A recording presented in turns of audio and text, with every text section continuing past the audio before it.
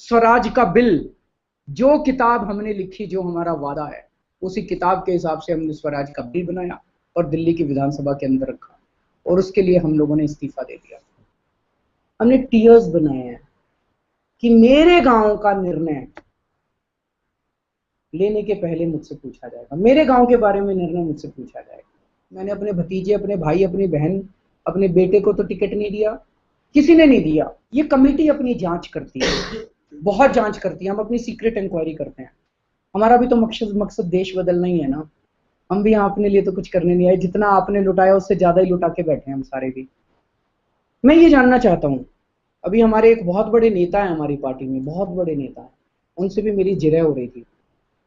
मैंने उनसे पूछा, दुनिया भर में 5 ऐसी ऑर्गेनाइजेशंस बता दो, कोई भी 5, जिसमें सारे निर्णय वॉलंटियर से पूछ के लिए जाते हो, या एम्प्लॉयज से पूछ के लिए जाते हो, या शेयर होल्डर से पूछ के लिए जाते हो, या सारे मेंबर से पूछ के लिए जाते हो। कोई ऐसी 5 ऑर्गेनाइजेशंस बता दो, तो उसको हम भी थोड़ा स्टडी करेंगे, और स्टडी करके हम उस मॉडल को अपने यहां लागू करना चालू करेंगे। क्योंकि मुझे ये लगता है कि ऐसी कोई ऑर्गेनाइजेशन है ही नहीं दुनिया में जिसमें सारे निर्णय आप सारे वॉलंटियर, सारे एम्प्लॉयज, सारे मेंबर से लेके कर सकते हैं। और ना ही मैंने अपनी किताब में ऐसा लिखा है। कई लोग स्वराज की बात करते हैं और मेरी किताब आगे कर देते हैं, जी आपकी किताब पढ़ी थी और वो स्वराज। मुझे बड़ा आश्चर्य, मैंने अपनी किताब में क्या लिखा है?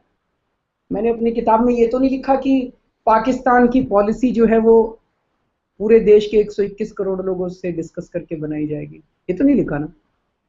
एक वो लोग हैं जिनके मन में कंफ्यूजन है, अच्छे लोग हैं, इनके साथ हमें बात करनी है। आज इसीलिए मैंने पूरा आधा पौना घंटा स्वराज के ऊपर दिया, क्योंकि इस तरह के कई प्रश्न आ रहे हैं मेरे पास, कई प्रश्न आ रहे हैं। तो स्वराज बहुत पावरफुल कॉन्सेप्ट है, बहुत पावरफुल कॉन्सेप्ट है। इसको इस तरह से हल्के में मत लीजिएगा।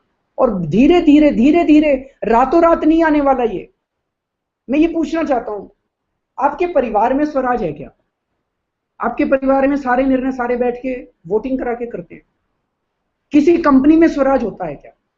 कोई कंपनी ऐसी बता दो जिसमें सारे एम्प्लॉयज की वोटिंग करा के करते हैं? आर्मी के अंदर होता है क्या? तो कुछ निर्णय ऐसे हैं जो राय लेके किए जाते हैं, कुछ निर्णय ऐसे हैं जो सबकी सहमति से किए। और दूसरी चीज, एक और चीज मैं क्लियर करना चाहता हूं, स्वराज का मतलब वोटिंग कतई नहीं है। कई लोग कहते हैं वोटिंग होनी चाहिए, वोटिंग बिल्कुल नहीं है स्वराज का मतलब।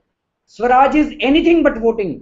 मान लीजिए एक निर्णय लेना है, 10 लोग हैं, 9 लोग कहते हैं ऐसे होना चाहिए, एक आदमी कहता है नहीं ऐसे होना चाहिए, तो क्या हमें 9 लोग जो कह रहे हैं वो बात मान लेनी चाहिए? बिल्कुल नहीं माननी चाहिए। स्वराज का मतलब है वो एक आदमी जो कह रहा है ना, हो सकता है उसके दिमाग में कुछ ऐसा आइडिया आया हो जो 9 लोगों के दिमाग में नहीं आया हो, इसीलिए उसकी भी बात सुननी पड़ेगी। उन 9 लोगों को उसको भी डिस्कस करना पड़ेगा उसके साथ भी। ये स्वराज है। मेहरौली के अंदर जब हमने कैंडिडेट्स की वोटिंग कराई तो हमारे वॉलंटियर बैलेट बॉक्स लेके भाग गए, पुलिस बुलानी पड़ी। ये स्वराज है? ये तो स्वराज नहीं है। तो मैं पूछना चाहता हूं, बीजेपी में कितना स्वराज है? बीजेपी में मोदी और अमित शाह के अलावा किसी की चलती है क्या? कांग्रेस में कितना स्वराज है?